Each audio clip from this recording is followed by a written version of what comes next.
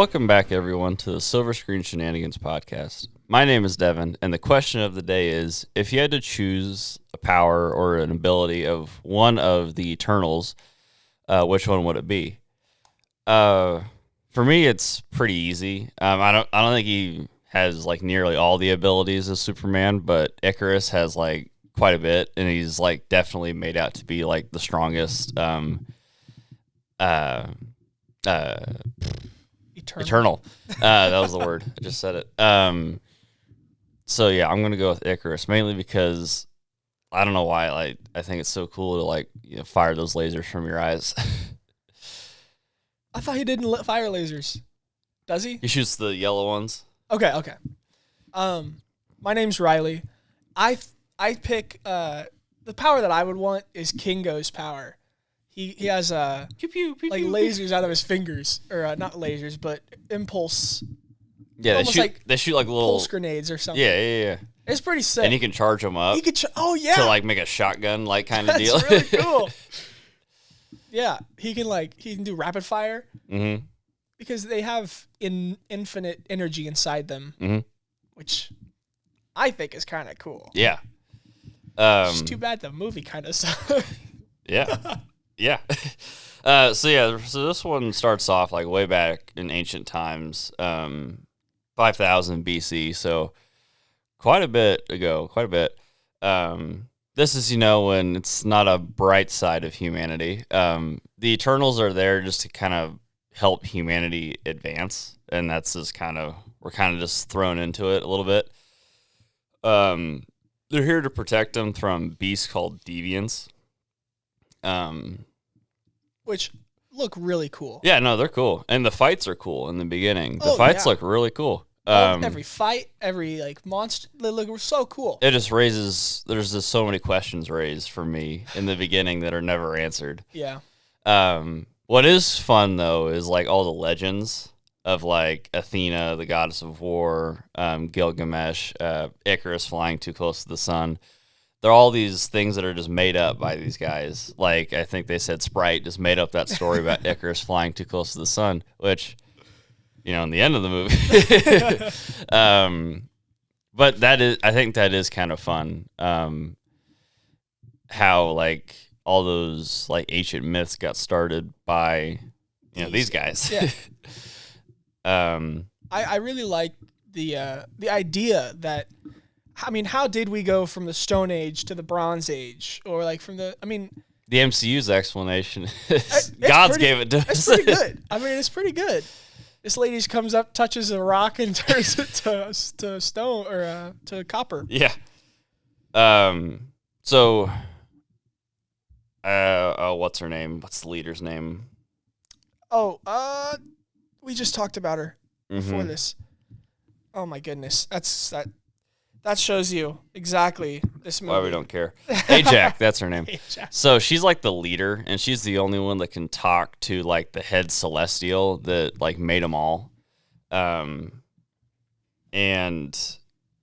like, so she talks to him about like this grand purpose. Like he tells her not to forget her grand purpose. And so what they do is they just kind of like hang around humanity for a while and slowly help them build up, but like not too quickly. So, and I guess the other thing that happens is Icarus and Xerxes, they kind of like, they grow pretty close. Like they like fall in love over these like, thousands and thousands of years. They're at Earth from like the beginning, and they're still there in 2000 and so. They had a long time to so then we do quite a bit of a time jump from 5000 BC all the way up to 1521 AD. The Spanish are here. And this is the conquest of the Americas. And this is like I think this is like a big turning point they make it out to be, where like they some of them are not happy with what is going on. They're like, humanity sucks. Yeah. Well, especially Druig, Yeah. which has the ability to control minds. He can control everybody on Earth. Yeah, but they won't let him. Because that's influencing them too much, I guess. Instead, he has to watch people kill each other. I mean, he says, I think, like, he says, right, that when they're showing muskets being fired and they're like, their technology has grown too dangerous. And I'm like, you just wait, buddy. I mean, that's the thing, though, is half of them realize that what they're doing in advancing humanity is also killing humanity. Because later, Festus, he's the one who, like, creates all these advancements and such. Yeah, he wanted to give him a steam-powered engine. Steam-powered engines in like, Babylon. Give him a plow because it plows dirt. But he created the idea of the nuclear bomb. And then they used it on Hiroshima and Nagasaki. Well, that's the thing with history, right? It's every time humanity has made like a cool advancement in science, whether it be like, you know, they accidentally discovered gunpowder, and like I think it was through alchemy, like the elixir for eternal life. Yeah. So ironic that they're and yeah, with I think like, you know, in World War II, they came up with barbed wire for like cattle and stuff like that. That'd be pretty cool for like a blockade in war. Or in World War II when the splitting of the atom, it's like that would make a pretty cool bomb. Yeah, but so we get to see that like they aren't happy. Some of them aren't happy watching humanity. They want to help them more. And then I guess the other key thing here is Thena, who's played by Angelina Jolie. Yes. She keeps having these weird like PTSD flashbacks where her eyes like glaze over and she starts attacking the rest of the Eternals and just saying over and over again, everybody will die. So we're like, what's that about? Ajax says that like her like over the thousands and thousands of years, her mind is like being flooded by like all her different memories, and we're like, all her different memories. Yeah, it's called mind weary, I believe. Yeah, something like that. It's when you have too many memories, and they could reset her memory, but then she wouldn't be. But who she Gilgamesh is definitely against that. He's like, no, I'll take care of her. Yeah. I'm like, aw. Yeah, there's a few like glimmers of like character development in this movie. I agree. They should follow with it, and then they don't. I believe that this movie could have been 2. Oh maybe. Yeah. I mean, like the Eternals. Like it could be like the Eternals, the Awakening, following them through like the ancient times and stuff like that. Yeah, like it could be like the Awakening, and it's them fighting all of the Deviants through time, and then it's like the turning point or something. Like it's a second movie where they realize what they're actually there for. Yeah, and then the issues happen. It could have been like two 1 hour movies. It didn't have to be one like almost 3 hour movie. Yeah, I think it could have been 2 2-hour movies because there is a lot of like there could have been more development throughout the story, but they chose not to. And I don't know if they chose that because they didn't have the time, or what, but it really dampened the introduction of this whole group. And then so I think after like that day in like the 1500s, they all like Ajax tells them to just leave, go live your own lives, and like I'll call you when you're needed. So they just kind of all leave each other and they just kind of go live their own lives. And then we cut to I don't remember what year it is exactly. Is it like in the MCU? Like is it 2018 or like it's present day. It'd be present day, so it'd be like 2019 maybe. Yeah, somewhere in there. Because it's after the snap, after the second snap. Yeah. So. 2019. Okay. Yeah, you're right. So we like follow Xerxes. She's like a teacher. I don't know, like biology or something that she Yeah. teaches. She's talking about apex predators, and like I think she works at a museum. It's probably there's a lot of old stuff around. Yeah. And she's dating this. I don't know his first name, but his last name is Whitman. Yeah. It's Um, played by Kit Jon Harington. Snow. He's a good actor. I've never watched Game of Thrones. Oh, it's pretty good. I'm like one of the only people in existence to like not watch Game of Thrones. I've tried to watch all the way through it like multiple times, just couldn't. Yeah, But so like they're dating. Yeah. And not Icarus.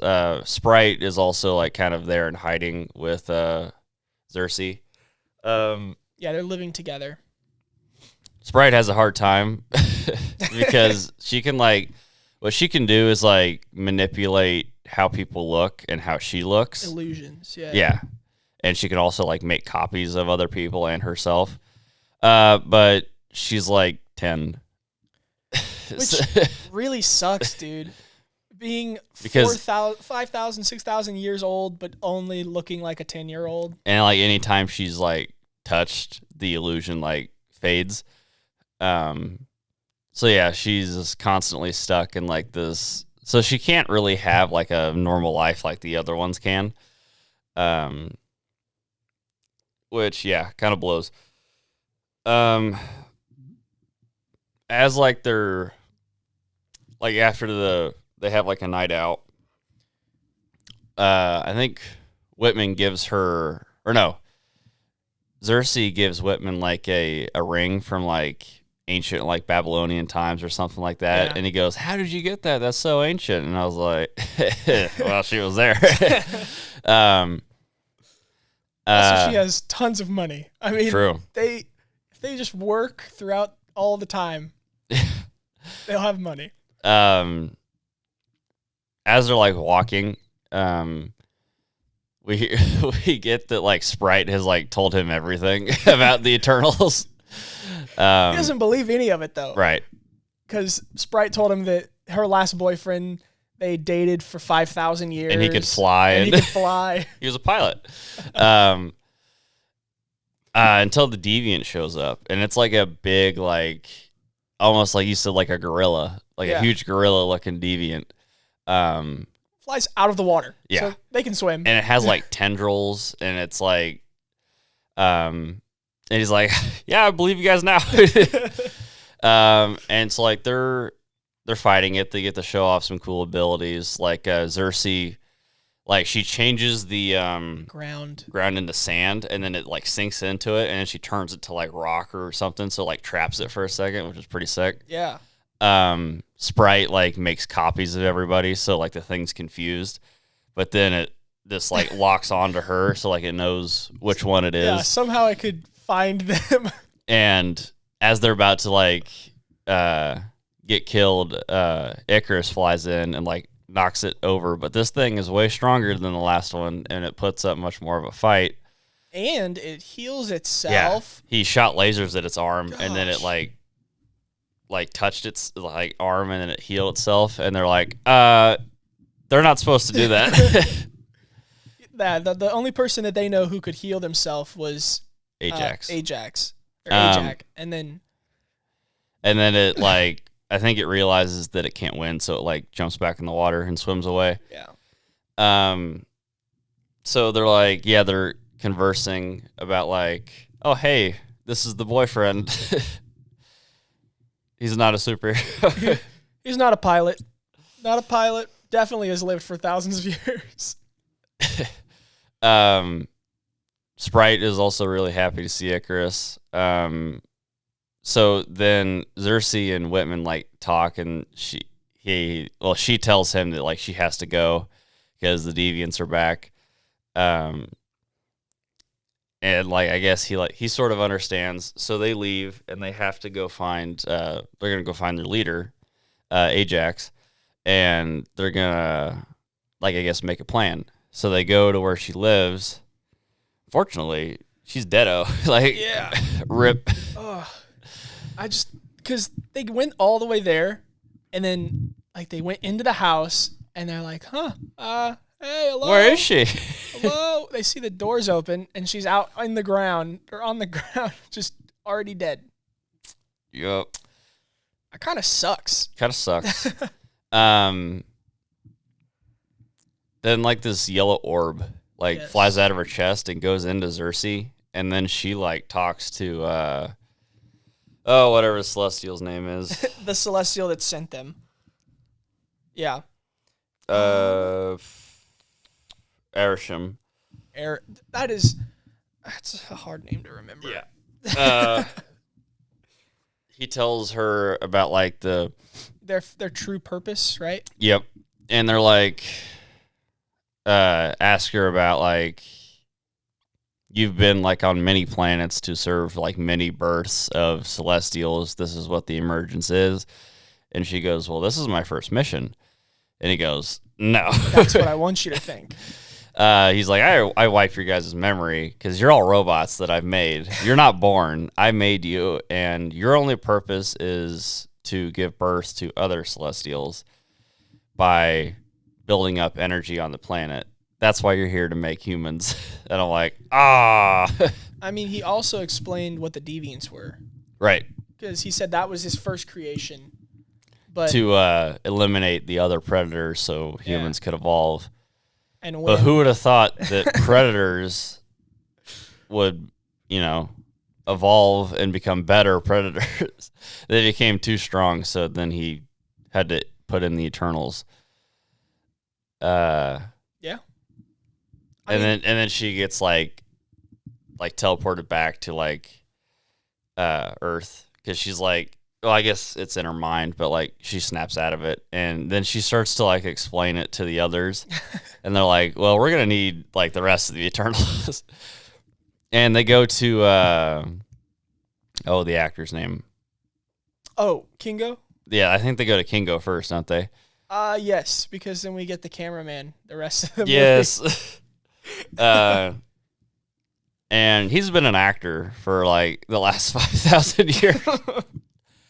And he's like doing a dance to for Icarus. Like he's dressed in his clothes and stuff. And they explain the thing to him that Ajax is dead and they need his help to recruit the others. And so they take his private jet to find Gilgamesh and Athena. And he talks about how it was a mistake, for them to ever separate. But then a good question is brought up by Sprite, how are you not recognized as the same person all these years? And he goes, oh, well, that's my grandfather, and it shows him with a mustache, and it's just different facial hairs throughout history. The thing is, he never aged. Right. I don't understand how they're like, oh yeah, that's definitely his grandfather. Yeah, that makes sense. He just his grandfather was just young for a little bit and then just died. And then somebody else popped up. Without ever having a wife or kids, yeah. He has a grandson. Yeah. And so he's a multimillionaire. And yes, they have, I don't remember his name, but he has his own personal valet or cameraman. Yeah. Who's there to record a documentary about I tried to look it up. I couldn't find his name. He's there to record knowledge of the Eternals. Yeah, he told him everything. He told this guy absolutely He said he's known him. I've known him for 50 years. I can trust him. So they fly to this remote desert-ish place. And then they find a dead dead deviant. Yeah, a dead deviant. And they open up the door and Gilgamesh is there in his apron. He's like, oh, I could have used you guys. Yeah, the deviants are back. Dude, he took this one on by himself. Yeah, and Thena's freaking out. Yeah, she probably helped. I don't know. He said ever since it attacked that she hasn't been the same. So I think she was doing fine. And then the deviant showed up. I wonder if she fought it and then she maybe had PTSD and because she was over behind a tree scribbling. And they tell Gilgamesh that Ajax is dead, and he drops the I think pie. Yeah, I think it's cherry pie. Waste. It's waste. And he sits down and crumples the pen, dude. True. Like, it's his paper. And so, like, they talk about a plan, and then, like, they have, like, it's kind of a nice scene where they all, like, sit down to dinner that, like, Gilgamesh has made, and they're all, like, drinking, and, shoot, what's the actor's name? Kingo. He says that he has met Thor, and they used to hang out. He basically raised him. No, because I don't think Thor ever left, like, Asgard before he was, like, a teen. Fighting age. Yeah. Which this is really cool because, like, they talk about the Other Avengers and also the snap and the double snap. True. And they talk about who would lead the Avengers after, like, Tony's gone. And, yeah, Icarus is like, oh, I could do it. And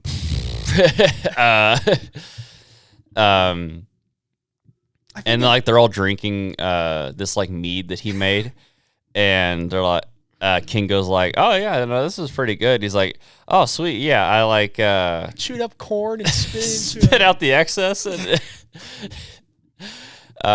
it was spit wine, is what it was. Spit wine. Yes, the finest of delicacies. So gross. Okay, my thought is, if Icarus was the leader of the Avengers, wouldn't be good. Wouldn't they just turn into like a second-rate Justice League? Because it'd be like Superman leading the Justice League. Because you've got Icarus. Who's Wonder Woman and Batman? Wonder Woman would be Captain Marvel. Yeah, probably. That, or I'm just trying to think of who's left. Everyone's dead. Honestly, there's no Batman. Hope could be Batman. No, no, absolutely not. Batman would be like Spider-Man. Are you kidding me? Okay, dude, super smart kid. Like, obviously, he would grow up eventually. But to start off with, he's super smart, lots of gadgets, because he's web shooters, and then I think their backstories and their morals are a little bit different. Yeah, you know what? Forget I said anything. So they need one more person. Yeah.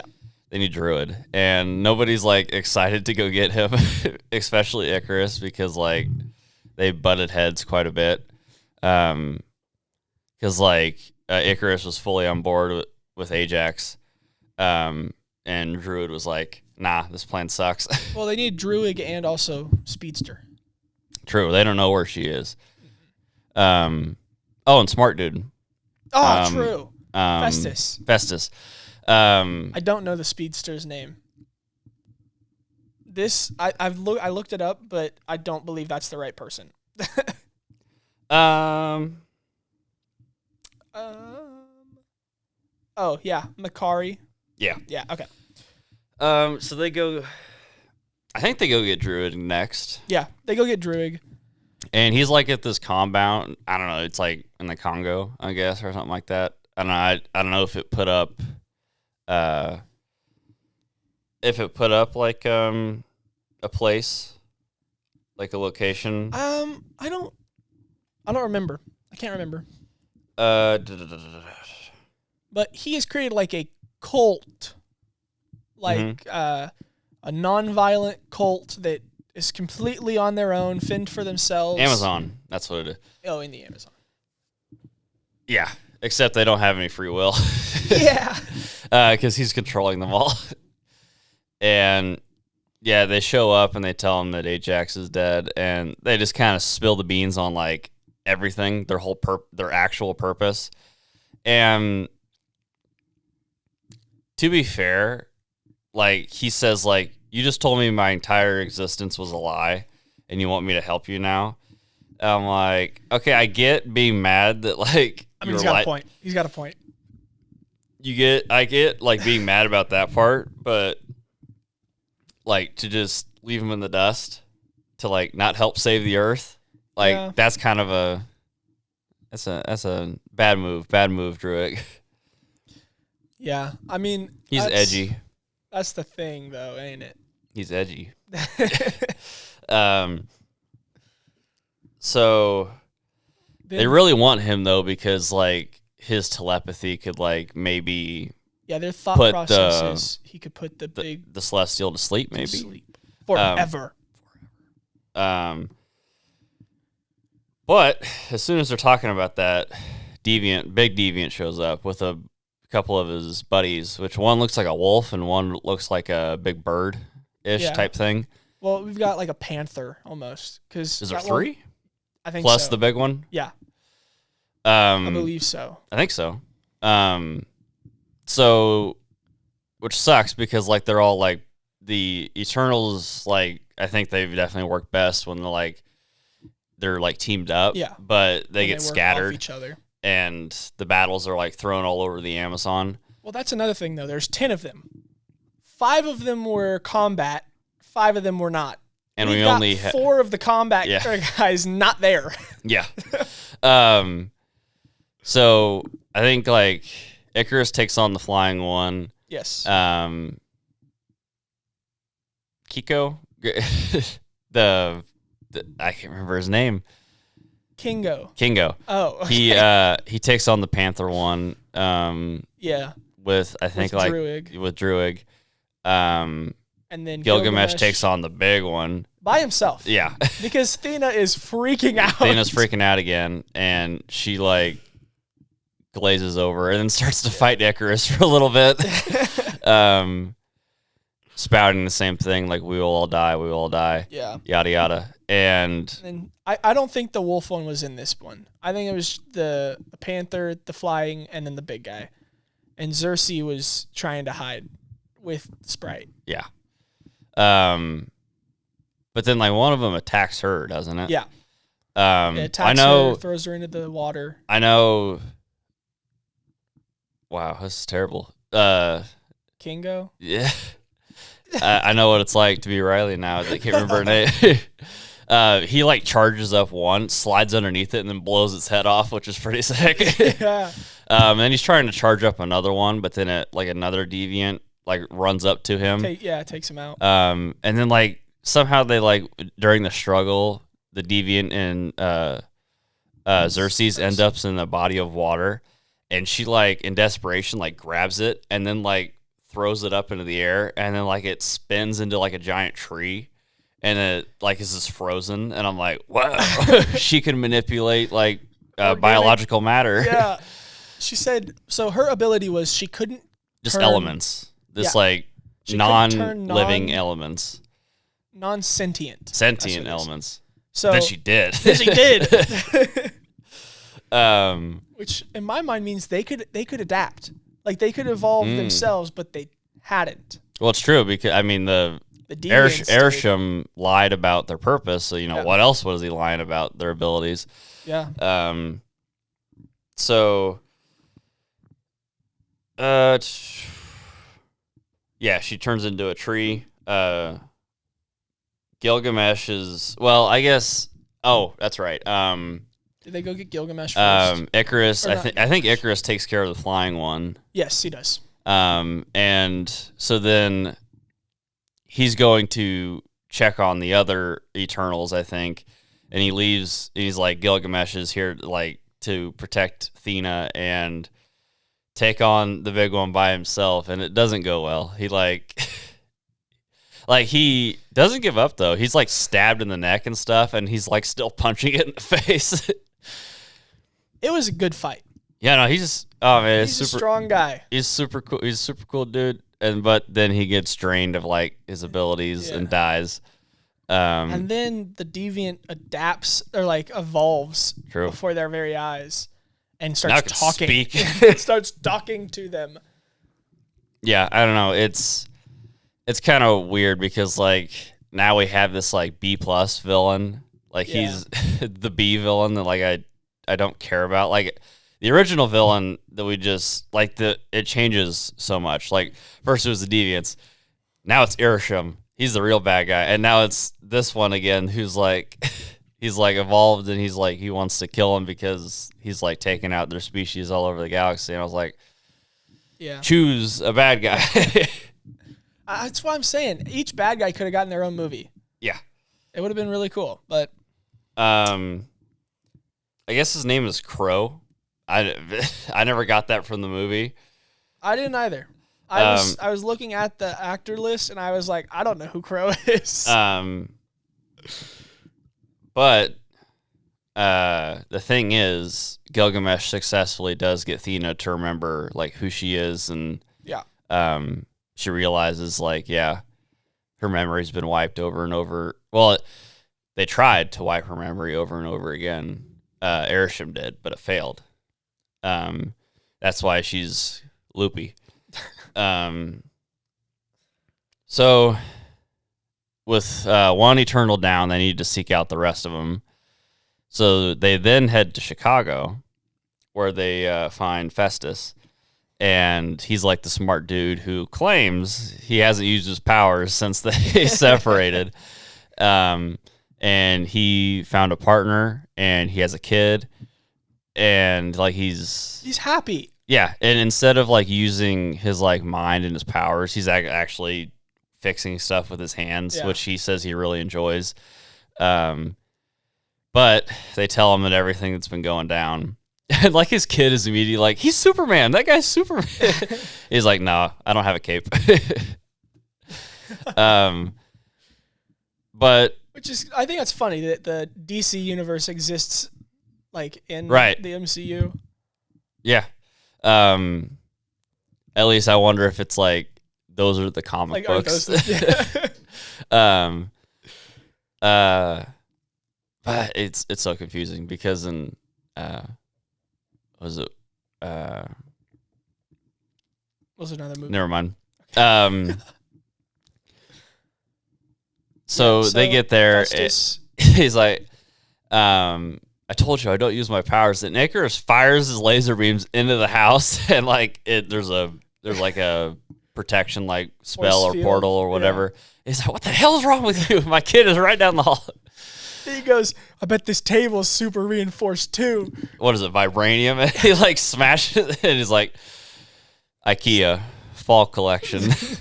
Ass. That's funny. It's one of the like moments of like levity and jokes that actually like hits. Yeah. And then like his Festus' boyfriend says, you got to go with him. When the world's on the line, you got to go with him. So then they go to the only place that they think our speedster could be. They go to like the big ship, triangle looking thing that they like flew in on 5,000 years ago. She's there, and she's just been hoarding stuff this entire time. Living it up. She has Twinkies, she has swords, she had the Mayan calendar. Like, I think she had the Mayan calendar and she's got globes, she's got pieces from all books, over history. Yeah.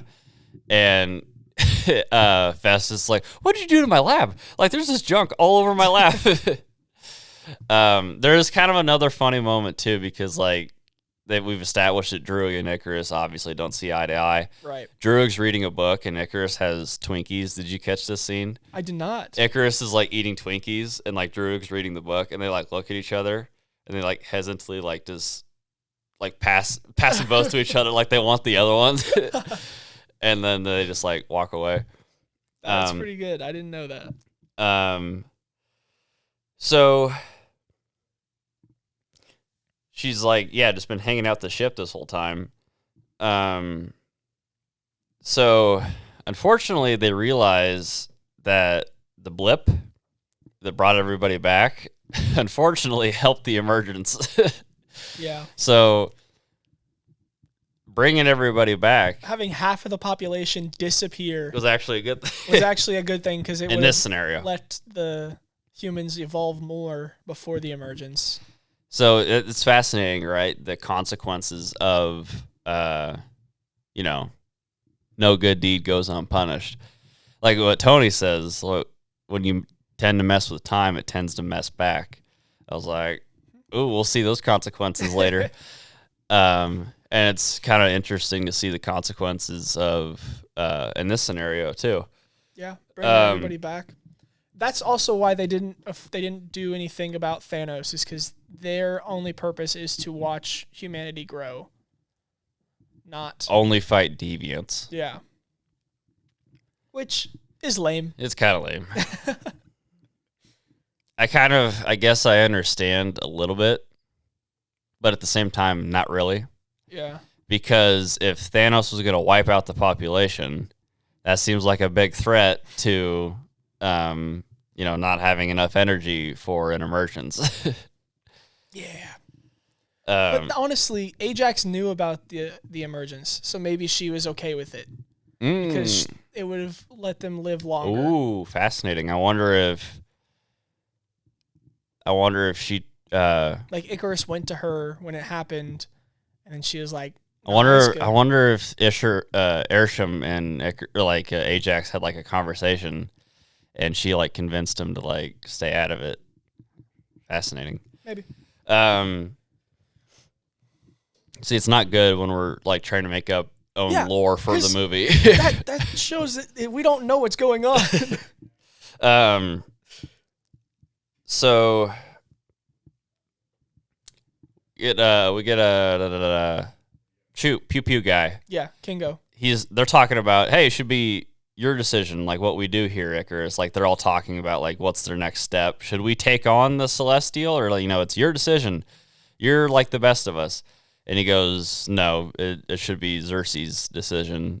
She's definitely like, the smartest out of all of us. Even if I'm the strongest, she should make the decision. And like they're walking away, and King goes like, well, what are you doing? I've always had your back. And he goes, I'm not the person you think I am. What? Flashback. So we get a flashback to where Icarus talks to Ajax, and she tells him about what's actually going on, their true purpose.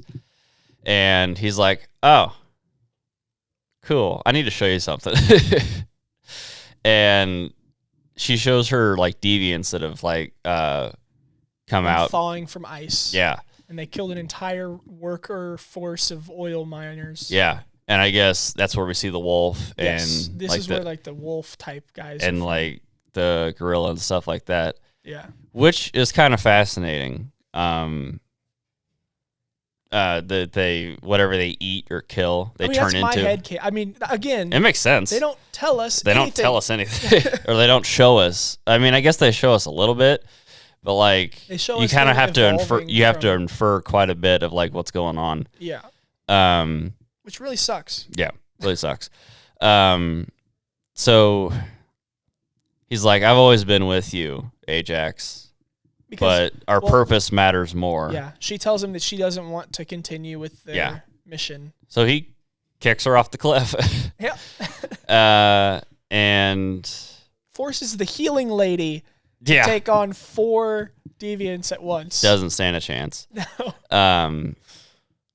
The big gorilla guy, he absorbs her power, and that's how in the beginning of the movie he was able to heal. And then he goes into the cave. I don't know if you caught that. He goes in the cave and like starts changing the others. Yeah, makes him stronger. Yeah, so he is the alpha one, which is kind of cool. Yeah, he's the whatever name I said before. Oh yeah, Crow. Yeah. Yeah. So then we go back to the ship, and Xerxes like, oh, I can feel it happening, y'all. Like it's.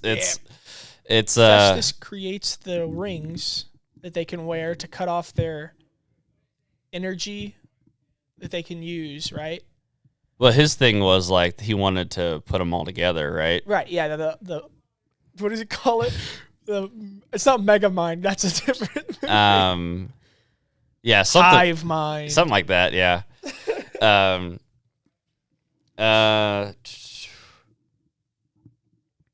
What happens next? Yeah, they create a hive mind. They want to create a hive mind. They agree to do so, and their plan is to have Druig put it to sleep. And then Icarus is like, nah, I'm not about that. Yeah. And then Sprite leaves with him because Kingo called it from the very beginning. He was like, he tells the story of Peter Pan about how Tinkerbell is in love with Peter Pan, but he's falling for Wendy. Yeah. It's pretty the obvious. The entire movie, you can see that Sprite is in love with Icarus. And she's also pissed that all She these can't other age. people have had a life that she can't. And so Sprite leaves with Icarus to go to like the point of emergence. Yeah. To like make sure it happens. Every single time any of our characters see her, they always mention how short and how like young she is. Which like the part where they're having dinner, like they said, Gilgamesh was like, "Oh, it's not an alcoholic, Sprite. Don't worry." That's so mean. But she got him back though, with putting the baby clothes on. That's what I would do with those powers all the time. I would just like put embarrassing stuff on people. Gosh. So they get to the island and yes, they're like lending the energy to Druig to like try to put it to sleep. But Icarus blasts him and like dude, when I first watched this, I was like, oh, Druig's dead. yeah. But this then like Makari gets like super pissed. Yeah. And like takes him on. Like, and I think this is something else that this movie did quite well. The only thing this movie does really well is the action scenes. Yeah. I like instead of like what they did in The Flash with like DC, all you see is like pew, pew, pew, pew, like spinning around, you see a blur, which is fine sometimes. But what this movie does is we follow Makari, like the camera's like with her as she runs. I really like that the camera follows all the action. And she's like beating the crap out of Icarus for a second. But you know, he adjusts and like it really is like an Omni-Man situation. Like they unstoppable. Are all completely outclassed by him. Yeah. And that's what they realize, right? That they have to like team up to like all take him out. Yeah. And they stop him, like they hinder him for a little bit, don't they? They like put him in a trap or like. Yes. Yeah. They smart dude puts him in a trap. Yeah. They use, I think, some of their rings to create a trap or something. Yeah. And Festus is extremely intelligent. Yeah. So Druid gets back up in the chaos and knocks Sprite out. Sprite's not really a threat. Not really a fighter.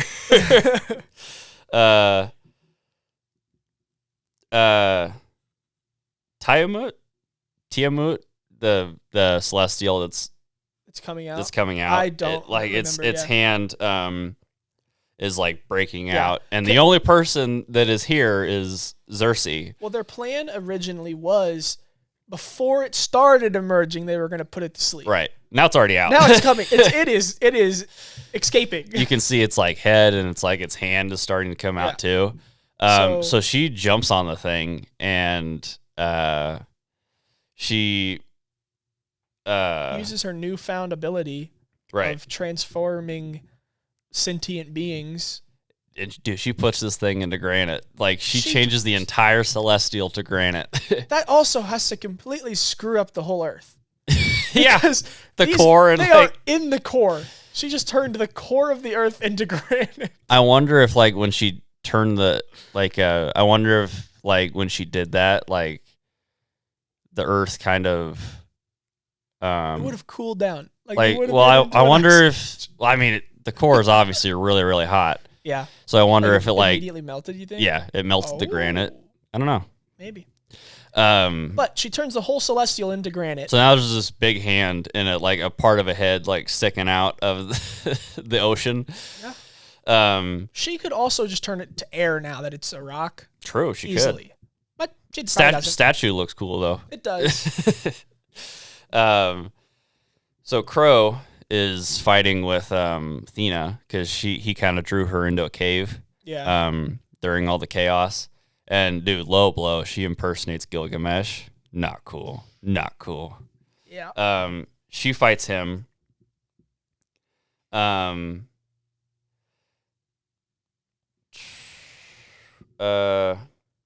have a hard time remembering this scene. Yeah. Because I believe, doesn't Icarus get out? I think so. During the whole emergence is over now. I mean, it's done. There's no Celestial inside Earth anymore. I think, like, as he was impersonating Gilgamesh, like, he was, like, you know, wrapping those tendrils around her and, like, absorbing her. But then, like, I don't know, she, like, breaks free of it, I think, somehow, or something. She remembers who she is and, like, who Gilgamesh actually is. And I'm pretty sure she kills Crow. Okay. I think. I can't remember. I think somehow. Which really sucks. Yeah. I mean, we've got 3 bad guys now. You know, we've got the Eternal that is coming out of Earth. She's able to resist him and kill the Deviant. Okay. Then we got Crow, and then we also have Icarus. I mean, these are all... So Icarus is kind of like the last bad guy here. Yeah.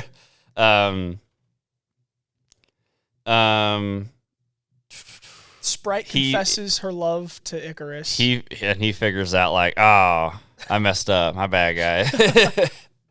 No, he's, like, distraught. Like, he falls to his knees and he realizes that he, like, doesn't deserve to be around anymore. Yeah. So he flies into the sun. Yep. You know, Icarus, you know, I guess. But that's the thing that I don't understand. Me and you were having this conversation while watching the movie. If they got stabbed or attacked by just mortal weapons, I think some of them could they die? I think some of them can resist it and others can't. So like I think Icarus would be fine if he like got shot. Yeah. But I don't think like Kingo or yeah, I think he would be in trouble. Yeah. I think what I'm saying is flying into the sun, does that actually kill him, or is he just perpetually burning now? Or does he just live on the sun? Yeah, I don't know. And I mean, none of that was answered. I don't know what the number is, but I've heard the sun is pretty hot. It's like at least 100. Yeah, at least over 100 degrees Fahrenheit. And they also use their powers to take away Sprite's powers, but it allows her to grow up. I forgot that happened. Yeah. That is good for her. Good for her. She is now mortal. And which is still cute, though, because she's, like, hanging around with the Eternals. So 2 weeks have gone by. Everybody's chilling. Everybody's good. Urshram shows up, and he is pissed. Like, he just kind of, like... It's like, imagine, like, the Earth, and then, like, you just see this big, like, face just kind of, like, just show up to the Earth, and he's like, Eternals, yoink, give me those. And he, like, just takes them all. Yep. And teleports away. And he's like, you will, like, face, like, judgment or something like that. And I'm like, uh-oh. But Sprite got to stay, because she's no longer an Eternal. As well as Xerxes' boyfriend. I don't know his name. I'm just going to call him... Okay, Whitman. He got to stay. And we get to see him get a cool power-up. So Urshram says that he will spare humanity for now. I was like, okay, cool. Nice. So mid-credit scene. I guess that's Athena, another thing, isn't Makari, and Druig are visited by Eternal Eros. Some of them brother weren't of taken. Thanos. Right? I think they all were. This is just like, I think before that. Oh, okay. Brother of Thanos, played by Harry Styles. He's another, and his assistant, Pip the Troll, who offered their friendship, I guess. Like, they're just, like... they need assistance. They're just like, hi. They needed assistance because they were going around stopping emergence, I think. Like, that was what they were doing. Which makes more sense why Airsham is, like, super pissed. So yeah, post-credit scene, Dane Whitman he opens like an old chest. Dane. That's his first name. Dane. Who inherited by lots of ancestors that contain legendary ebony blade, which... Isn't that like the blade that can kill gods, or is that different? I don't think so. Okay. I think this is a different blade. Okay. But every previous user is like within the blade, and it like calls to the next user. And yeah, I'm not sure what the abilities are, but It I could turns look him it into up. the Black Knight, Yeah. which sounds really cool. Yeah. I wonder what his powers are. Black Knight powers.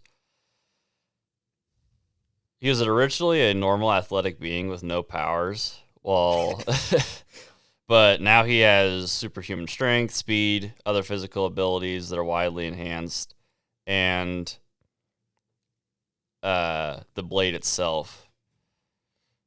That's pretty cool. What can the blade do? In the art that I see, some of them look like a lightsaber, but I doubt that's real. I think that's really cool. Yeah, another superhero. Like adding more heroes into the MCU is going to help it continue to prosper. Sure. Yeah, definitely. Like they need to bring Squirrel Girl in next. Dude, the ability to talk to squirrels.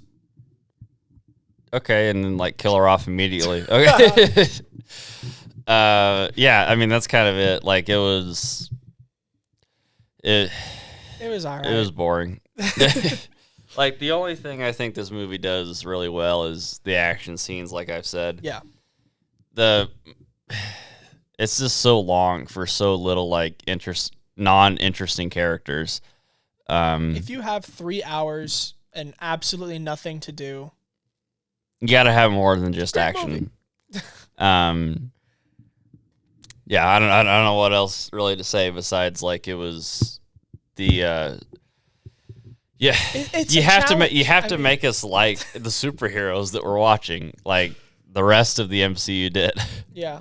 I mean, like with Shang-Chi, And like you said before, introducing the characters is helpful. and like you said before, I think like we've talked about, this doesn't feel like a connected MCU anymore. Yeah. Because like Arishem showing up, none of the other Avengers seem to care or Also, show up. Or there's a big thing in the middle of the ocean. that hasn't been talked about at all. So this feels like it just feels so separated from the other ones, and I think that leads me not to care like as much. Yeah. I mean, also, sorry, in the ocean, now we know that there are things that live down there. They didn't mention it in that movie either. True. Yeah, the only thing we've heard about the ocean so far was it Okoye in Endgame? Yeah. There was like a sudden like disturbance underneath the ocean, and they're just like, let's ignore it. That's what we're gonna do. That could have been the emergence, I guess, but like, or name more the other stuff. Yeah, I mean it's fine. It's nothing like horrendous. It's just extremely mid, so 5 out of 10. Yeah. I think I'm going to give it a 6 because I really like the camera shots, but Shots are cool. it was very CG confusing. looks fine. CG looks really I agree. fine. Yeah. It was very confusing on who the bad guy was. Yeah, they're like 3 different bad guys that are like changing throughout the movie. We don't know any of their names because we don't care. Yeah, the only person I know is like for real is Icarus, is because like I like his powers. But Yeah. I mean, that's the only reason I know Kingo, because I'm like, this guy's the funny one. But yeah, so forgettable. It's a good movie if you wanted to sit down and do nothing for an hour and a half. We wouldn't be able to finish the movie, but for an hour and a half, you'd be able to watch some of it. Yeah. Yeah. So, all right. Well, that is going to conclude the podcast. Thank you all for listening to the Silver Screen Shenanigans podcast, and we hope to see you next time.